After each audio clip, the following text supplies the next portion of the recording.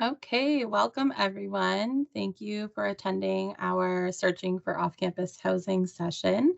My name is June Baldwin. I use she and her pronouns, and my role at the university is the coordinator of neighborhood relations and off-campus living. So I'm really here to support students who are either living off campus or students who are looking to live off campus.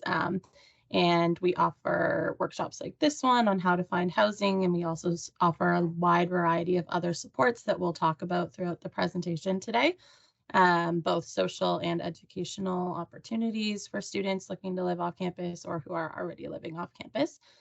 So thanks, folks, for joining. As I mentioned, this session is being recorded, so the link will be shared following the meeting, probably later on this week, just so you can go back and reference it, or if you're wanting to share it with anybody, you'll be able to do so. Another thing to mention is that the chat is disabled. However, there is a Q&A option. So at the top of your screen, you'll see the Q&A tab. You can click that at any time and ask a question. We will address any questions that we're able to at the end, and any that we don't get to, we can follow up with you individually afterwards. With that being said, I'm going to pass over to our amazing students on the off-campus team, starting with Chloe. Hello, everyone. My name is Chloe, and I also use she, her pronouns. I'm a fourth year at Guelph doing a double major in CJPP and sociology, and I am one of the members of the rental living resource team, which is part of like the peer helper program here at Guelph. And that's just a little blurb about me. I'm now going to pass it off to Juliet, who is going to start the presentation, and then I'll take over at some point. Thanks, Chloe. So yeah, hi everyone. My name is Juliet. I also use she, her pronouns, and I'm a second-year master's student at OVC studying epidemiology, and I'm also the other member of the Off Living Resources peer helper team. So just getting into it. So what we're going to be talking about during the presentation is what is off-campus living, where do students live, the process of finding roommates, average prices, where to look for listings, showings, living standards, application process, red flags, getting to campus, so transportation, and building a community while you are living in housing off campus. So what is off-campus living? So this team is a part of the Student Experience Department at the University of Guelph. Off-campus living is comprised of the coordinator of the Neighborhood Relations and Off-Campus Living, June, as well as two peer helper teams, Rental Living Resources, which is me and Chloe, and Commuter Engagement. So the Rental Living Resources peer helpers are here to provide rentals and tenant consultations and information about living off campus. We do lease reviews, tenant advising, and can help you find a place to live off campus. Our email is ocl@uogolf.ca, and that's how you will contact us, and either me or Chloe will back to you. The other team is Commuter Engagement Peer Helpers, and they're here to help with commuter students feeling more engaged and finding a sense of belonging on campus. So they run events, activities all year long to build a community and offer learning and social opportunities to commuters outside the classroom. So I highly recommend contacting them to getting on the mailing list, and that's for anyone living off campus because they do some really fun activities. And that's commuter@uogolf.ca. So where do students live? So there's no concentrated student areas in Guelph like some other cities, like Kingston, Ottawa. Every student kind of lives all over, or even in the Tri-City, so in Waterloo, Kitchener, and Cambridge. So people come, and there's no specific area that you should be or should not be looking for. There are several neighborhoods close to the university that have grocery stores and the mall. The majority of Guelph housing is private homes, so you often find uh, separate residences like houses and townhouses that often rent out their units.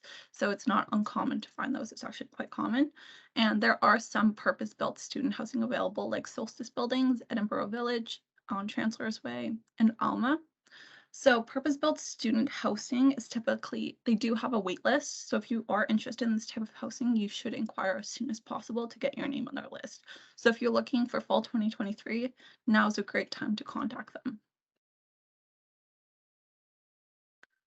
So this is Old University neighborhood, and the university is located just up here, if you can see that. And lots of students live in this neighborhood, but there's also families, seniors, and professionals as well, much like most Gulf neighborhoods. So that is something you should be taking into account when you're looking, especially if you're planning on parties and stuff like that. You're going to have a lot more restrictions in those neighborhoods just on noise and so on. And there is some walking distance to the university, but it is relatively close. The next one here, so it's pretty close to the university as well. The university is just up here. And a student housing is often found here. You can also find grocery stores and a plaza with lots of food options. Also walking distance, so a great option. And here, here's the mall. So really close to the Stone Road Mall, and the university is just farther up the street here.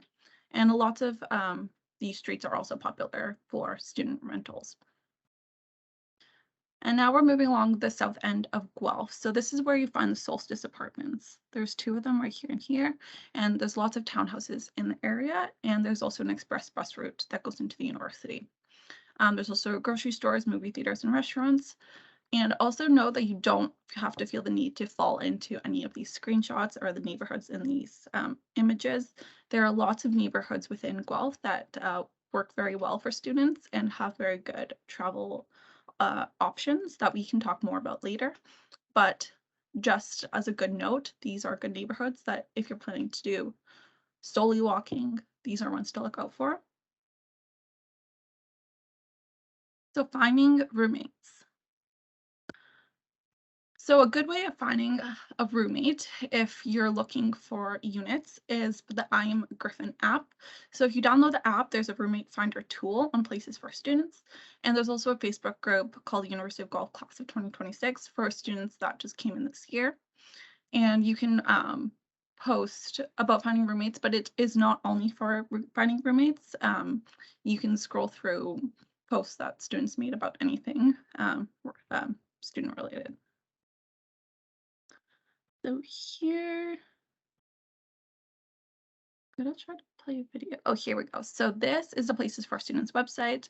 You're just gonna search for Guelph. And here, yeah, University of Guelph. And this is what you'll see when you go into it. So you'll see property listings, roommate profiles, and student sublets. So that'll be of interest to the students. And when you go to roommate profiles, you just have to go through this disclaimer quickly, which is essentially just talking about what things to look out for when you are looking for units and roommates. And you can make a profile, and these are the profiles that you will see. So how much you're looking for, kind of a profile about you, what you like. So you can go in, make a profile, and also look for roommates here.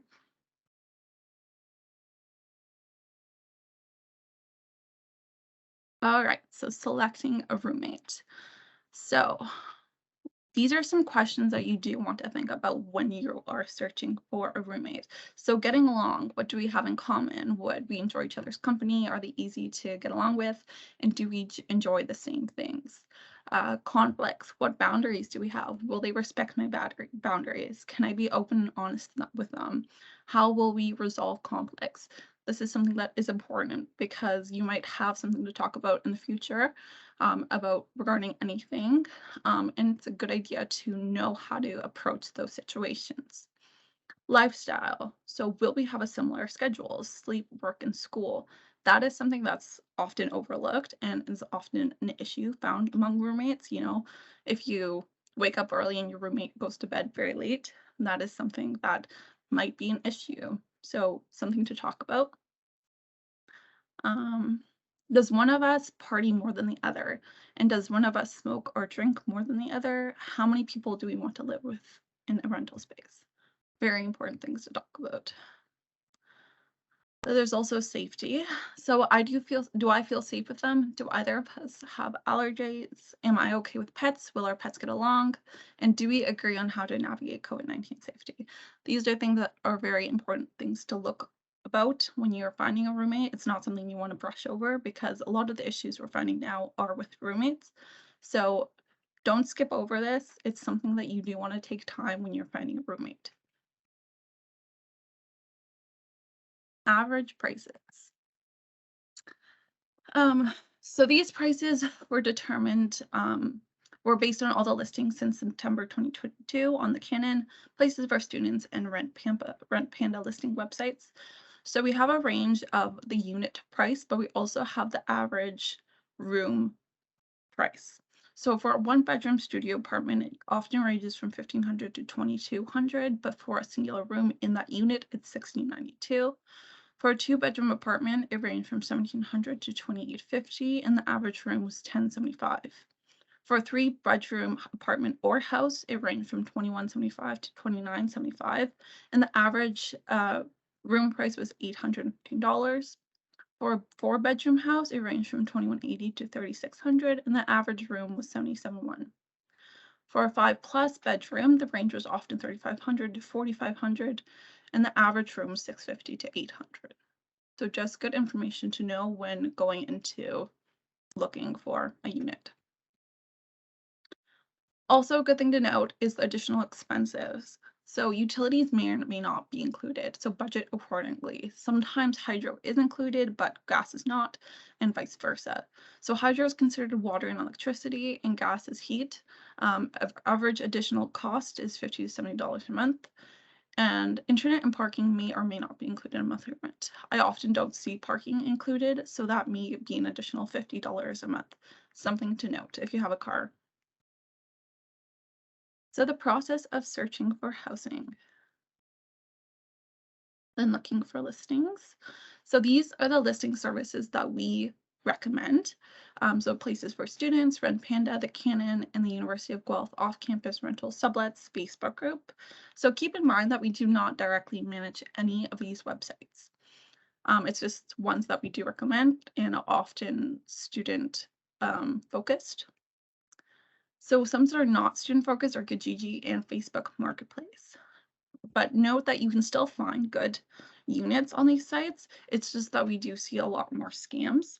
So use extra caution when going on there. And if you have questions or concerns, you can always send it to us and we can review it and give us our opinion on that unit.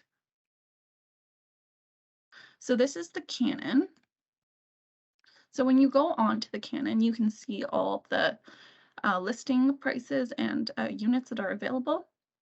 So you want to go into category housing, the housing type you're looking for. If you are looking, you want to make sure that you select offering, bedrooms, price range, show sublets, and then these are all the listings that you will see. They include the price. So when you go into one of these listings, you'll often see the distance from the university, bedrooms, a brief description, price, all of that. If you are interested, you can press select contact seller at the bottom. And this is the kind of what you'll see if you do want to contact the seller. So now Chloe can take over. Fabulous. Thank you, Juliet. So I'm now going to start off on sort of like the process for trying to get a house. And typically that starts with arranging the showing. So once you've gone through the listing services and found some that you're interested in, we suggest contacting all of the landlords for any unit you are interested in. Don't rely on photos because the photos may be very outdated, or there may be none at all. That video on the Canon showed didn't have photos, but many of the listings do include a few. And so we suggest reading the description of the unit because it often lists information about possible other tenants, the utilities, parking, whether those are included in the cost, rules about pets, just basic information like that. We suggest not limiting yourself to reaching out to just one landlord or listing at a time. They are receiving a lot of interest from a lot of students, and you may not hear back because unfortunately some just go so quickly. So if you see one that you are interested in, we always suggest might as well contact, and better safe than sorry. And then if you don't hear back, it's probably because someone else has picked up on that one and has got it. So it's probably best to move on. And when you're arranging a showing, it is often best to ask for an application in advance because things move so quickly. You want to be prepared if you do make it to go to a showing to hand over an application if you're interested in the property, basically on the spot. So then the next step is attending a showing. And these are either virtual or in-person showings, depending on the position that you're in, whether you're able to attend an in-person showing. But you want to attend a showing because you want to make sure that you get the proper feel for a unit and that you see the unit before you sign a lease or give over any money. That's pretty important. So, virtual showings. Ensure when you're doing a virtual showing, ensure that the video, or like we suggest doing a live video tour, so FaceTime, Zoom, Teams, ensure that it shows the individual entering the unit to verify that the inside matches the outside, and that like it corresponds to the listing that you were shown or that you saw. Take your time with the virtual showings. Don't rush it. This is your opportunity to see the place you may be living and look at there are some specific things that we suggest looking at, such as appliances, common spaces. Look for damage because many of these units have been lived in before and you want to take note of that. So in like washrooms, look for signs of mold and mildew, make sure there's a fan or a window. In kitchens, make sure there's a fan over the stove or a closed window or a door. And for furnishings, if they are included in the listing, which sometimes they aren't, all the item, like check to see if all the furniture that is shown in the video would be there when you move in. But yeah, so that's for virtual showings. And next are in-person showings. So when you do an in-person showing, you want to be professional when you attend it because it is your chance to show the landlord that you might be that you are the right fit for the unit. And so you want to put your best foot forward. Ask any questions. This goes for virtual and in person. This is your opportunity to ask them. So ask any you may have, including information about parking, internet, utilities, furniture, any of that. And if you can fill out an application before because hopefully you've asked when you arranged the showing, then bring it to you for the in-person showing. And if you decide after you do the showing that it is a place you want to live, it is best to just submit your application on the spot because of how quickly things do move. So, living standards. This is sort of some tips about what to look for properties. So here are just some important things that this is what makes a unit legal. So are there working smoke alarms on every level and outside of every sleeping area? In Guelph, houses built after 2013 must have a smoke alarm on every level. Are there working carbon monoxide alarms installed? Do you have 2 safe ways to get in and out of the unit in case of a fire? If some of the housemates, possibly yourself, live in the basement, is there a big enough window or door leading directly to outside so you can get out in case of a fire? If a building has more than 4 bedrooms sharing 1 kitchen, is it certified with the city? And if a building has 2 separate kitchens, is it registered with the city? And now you might not know the answers to the last 2 questions, but that is okay because there are tenant inspections. You can do some before you move in, which you can call the city to see if a property is registered or certified. And this is applicable in situations where there are more than 4 bedrooms or more than 1 kitchen. And you can also call and ask the city of Guelph about any active or inactive building permits or outstanding complaints on the property to give you a sense of safety for when you move into the property. Also, after you move in, city inspectors can come to see if the rental unit meets the minimum safety standards by booking a free inspection of your rental unit. And here, there's some information. There's the phone number, 519-837-5615, option 1, or it's tenantsafety@guelph.ca. And so we do suggest doing tenant inspections either before or after you move in. So once you've gone through and you've arranged the showings, you've attended the showings, and you've considered this other information and what to look for, your next part is completing an application. So there's no standard applications that landlords use. This on the screen is an example of one. Landlords often ask for guarantors and references for rentals, so it's best to be prepared and have this information ready if possible, and to reach out to them beforehand. Because of how quickly things move, you want the people that may be your guarantors or references to be prepared to sign and fill out what they have to pretty quickly. Landlords will use a variety of applications, ask for different things, and you probably see that when you're trying to make the bookings to see the properties, if you're asking for them in advance. And the purpose of applications are because landlords are seeking information on whether or not you will be a good tenant that will not do any damage to the property and will pay rent on time. This is to protect the landlord, essentially. In order to do that, they will likely complete a credit check, so be prepared to offer the information they need for this, but you do not have to provide your social insurance number or your SIN number. They can do a credit check without this. And our sort of advice for securing a rental is to be as quick as you can with the whole process. As I've sort of emphasized throughout this so far, landlords do have a lot of interest right now, and sometimes it is a matter of being the first one to respond and to complete the application. So once you've submitted an application, and if it's approved, the next step is to sign a lease and to provide a last month's rent payment. So once you've been approved for an application, you should be provided a copy of the standard lease from the landlord. This will be mostly filled out from the landlords with all the specifics of your unit, what is included, what is not, the agreed monthly rent rate, the length of a term. Typically in Guelph, the length is 1 year, but it does not mean you have to move out once the term is up. If you pass that term, it turns into a month-to-month lease. Occasionally, you'll find terms that are shorter, such as 8 months, but those are pretty rare. So most of the time, they will be for a year. Upon signing the lease, it is your contract for the unit, and you are responsible for the agreed upon terms. You are in a binding contract.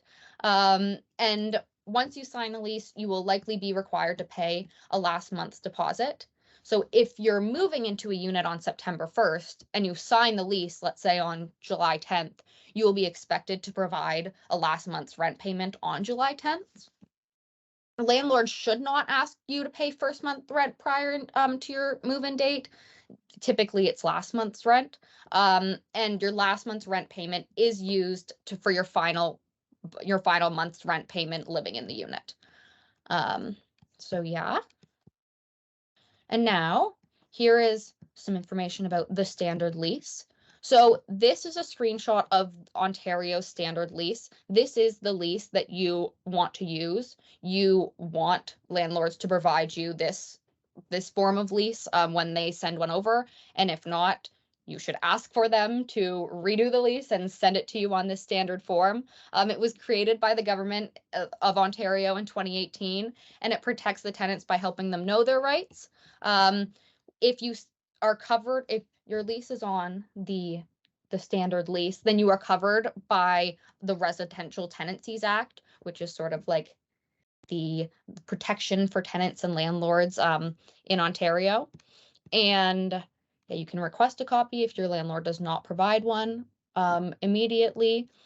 And this applies only when your landlord or an immediate family member of your landlord does not live in the unit. It does if someone that is related to your landlord or your landlord themselves lives in this unit, then you are not covered by the Residential Tenancies Act or the standard lease. Landlords may use one lease for the whole group or do individual leases for every roommate, and that is sort of up to them. And us at the Rental Living Resources team, we're happy to offer lease reviews. So if you receive a copy of a lease and you want someone to review it, feel free to email it to us or book a virtual meeting, and we can ensure that everything is legal and that it checks out and that you're protected as you should be. But yeah, so we definitely suggest getting a lease review if you're able. Okay, now, there are always some things to be cautious of and some red flags. So, red flags to look out for that we see most often are when landlords or property managers are unable to meet in person, Often they will say this is because they are out of the town or the country and they have no local contact. We see this quite often, and it is a red flag.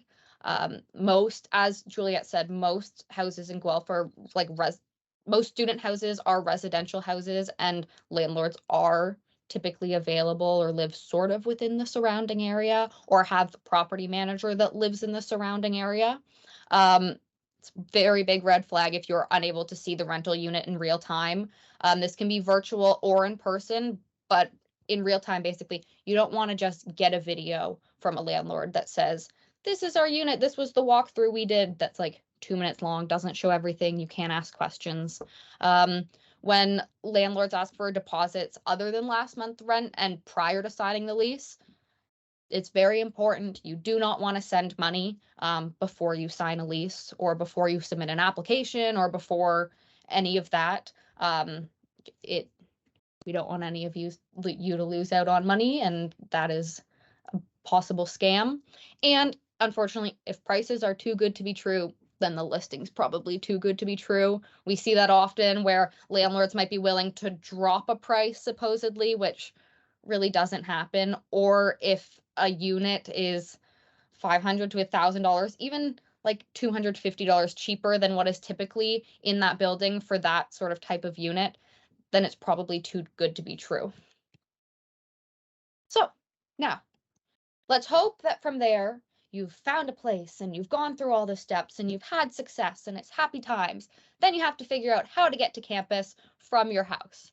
So in Guelph, every student has a universal bus pass, or the UPASS, provided by the city of Guelph, that is covered in their student fees. Your student card doubles as your bus pass, so you can simply tap it on a bus and then get on and get off where you please. Most buses in Guelph come to campus, and you can use what the city of Guelph calls their on-demand services, when you can book a ride in advance from any bus stop in the city to another of your choice. A majority of students living off campus do use the bus. You will notice that the bus terminal on campus is always quite busy. And when looking for housing, we always suggest, more generally, if you plan to take the bus or use the bus to get to campus, then you typically want to find a unit that is within one bus of the campus. You want to try to avoid having to transfer. And ideally, you step out of your front door, you walk to a nearby bus stop, and you get onto a bus that takes you directly to campus. This is pretty easy to find because there are many bus stops across Guelph, and there are many different bus routes. But definitely something to take into consideration, especially if you plan on commuting by bus. And so here is just a quick video of a Google Maps, how it shows you the delays, the routes, and the time options for buses to campus. It's pretty easy to figure out your route and how you get there. This will also show you if you have to transfer. But yeah, we always suggest Google Maps, and you can do this if you're interested in finding a place before you even view it, just to see how long it may take if you plan on taking the bus or driving. You can use Google Maps for that too. And yeah, so some other transportation options, there's always walking or biking, there's driving, and with driving, you have to consider if you have a car, is your unit going to include parking? Will you have to find parking? Is there street parking available? Just take into consideration those things. There are parking permits available on campus, so we do suggest those. And then there's commuting. So there's public transit, the GO bus and the GO train, and students do receive a 40% off discount on GO Transit. So that is also something to take into consideration.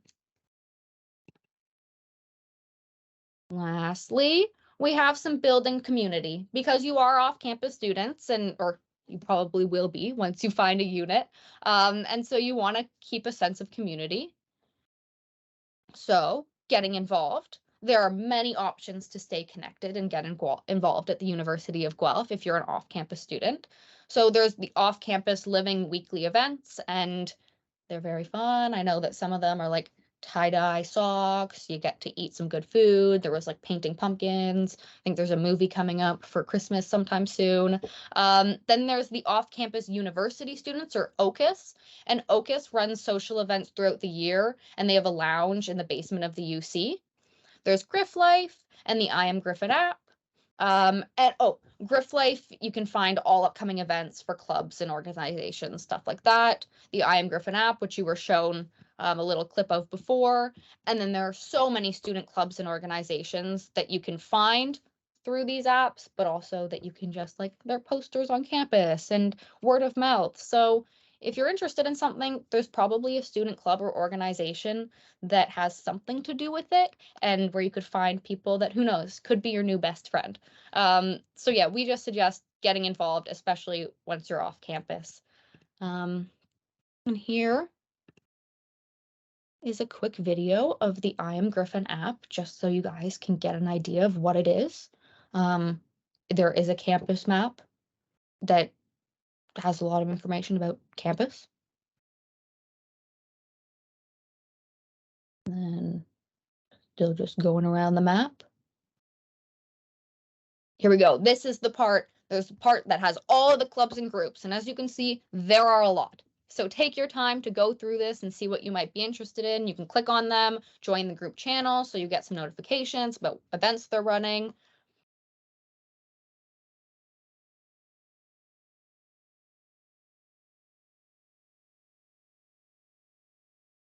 And then, yeah, here's the student feed, which just has students posting questions, events, plans, stuff along those lines. But yeah, and so that concludes the main part of our information. Of our presentation. And now I'm going to hand this over to June. And if any of you have any questions, by all means, feel free to include them in the Q&A section, and we'll be happy to answer them. Perfect. Thank you, Juliet and Chloe. I'm just looking. I'm not seeing any questions from anybody. Feel free to send them through the Q&A function if you have any, or of course, you can email us with your questions at ocl@uoguelph.ca. We'll give it another minute to see if folks have any questions. And then just to highlight other things that we can support with throughout the process that were mentioned, but that we really don't want you to forget. Reach out to us if you'd like us to review your listings, or if you get an application from a landlord, or you finally get that lease and you just want a pair of eyes over it that kind of knows what the red flags are, things to look out for. So definitely don't hesitate to get in touch with us. You can book meetings with us online as well, or you can send us documents in the email, whatever works best for you.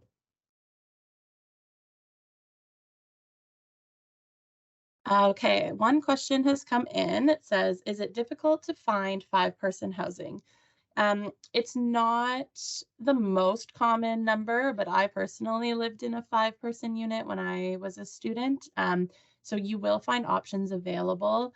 And if you're looking, for that May 1st student cycle, really keeping an eye on the listings starting now. So keeping an eye on all of those websites we mentioned, the Canon, Places for Students, Rent Panda, that Facebook group, and anything that you see that offers 5 bedrooms.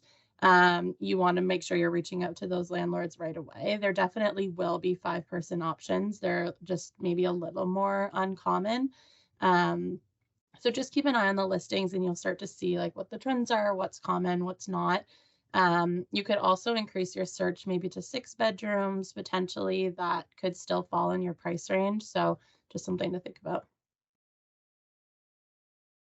And also one thing that I forgot to mention is that sometimes when you're looking for like a larger unit house, like a 5-bedroom or 6-bedroom, a lot of times what landlords will do is they'll rent out each unit separately rather than the house itself. So you can either look for a house that has 5 bedrooms, or you can look for 5 separate individual rooms in the one house.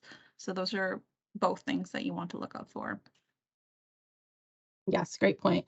I see another question about a way to book a bus ride to campus. So that is the on-demand program in Guelph. So it's a City of Guelph transit program. There's a specific app called the On Demand for City of Guelph Transit, and it's a really cool service. You do need to book in advance, but you basically just put in where you want to be picked up and where you were going. So if it's something that, for example, would have taken you a transfer to get to, you could book the ride and then you don't have to actually get off the bus. They still will likely be picking up other people. It might take a little bit longer, of course, than driving, but it should still be less than having to transfer. And then you can get from A to B without having to get on and off the bus. And it's all included still in your regular student bus pass. Okay. And I'm seeing another question. I see a lot of May 2023 move-in dates. Do you think there will be any August move-in dates posted eventually, or is it usually just that May to April term? So the May to April term is the most common for the student rental cycle in Guelph. That being said, there definitely will be some postings for the other months, including August, but you won't see the quantity that you would see for the May 1st rentals. There is the option to sublet your unit, which basically means that you can find somebody, a subletter, to move in for those 4 months over the summer or the spring when you won't be here in Guelph. And that's something we can help you with the process for as well. Lots of students do that. They will rent out their rooms for that period of time that they won't be here, and somebody else moves in and pays rent to them, and it works really well. And we have some resources and things like that for you folks as well. And I see that we missed Brandon a comment. And you basically, the general method you follow is contact landlords / ladies, get references and applications ready, do a tour of the house and meet the owner and fill out the application. And generally that is all right. I would say the one thing is, typically because of how quickly things move, you sort of want to have the application filled out before you do a tour. And if you end up not wanting that house, it doesn't cost you money to submit an application, so you can just move on from that.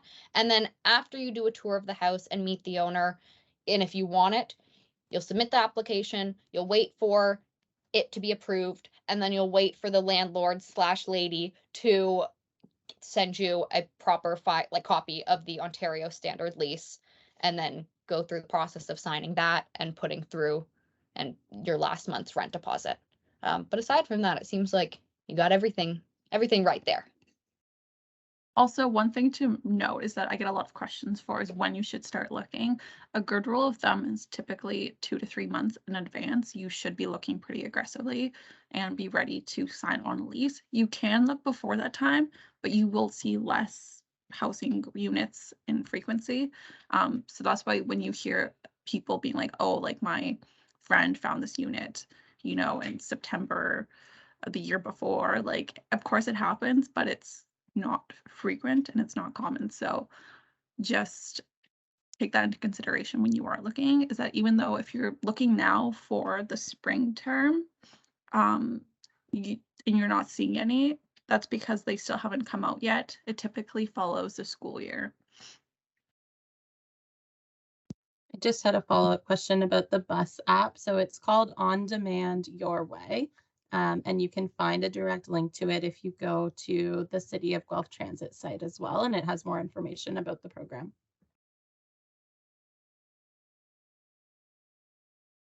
Okay, we'll just wait one more minute to see if any other questions come in.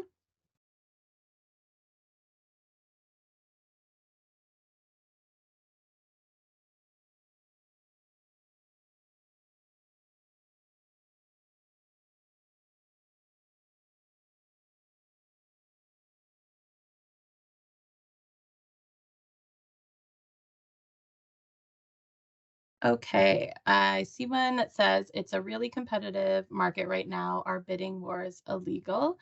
That's a good question. So they are not illegal, but they are not very common. We are seeing them happen occasionally, but they're usually happening really informally. So it's not a situation where a landlord is making a post where they're saying that they're having some sort of bidding opportunity. It's just a situation where sometimes folks are offering more than what is listed for the rent, just so that they can secure something. And that's not something I recommend doing, because that's really how we see an inflated rental market. I know it's already quite inflated. So typically prices are fairly firm. Hopefully you won't get into a situation where there are other folks, trying to raise that rent for that unit.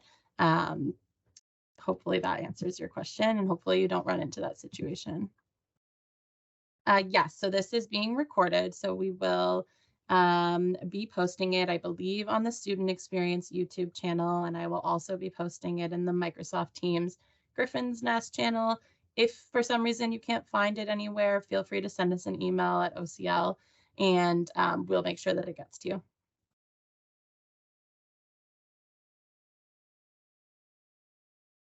Perfect. Okay, I think we will wrap it up here. If you have any follow-up questions, small questions, large questions, if you just need someone to talk to you about the process one-on-one, we're happy to do that as well. So please don't hesitate to reach out.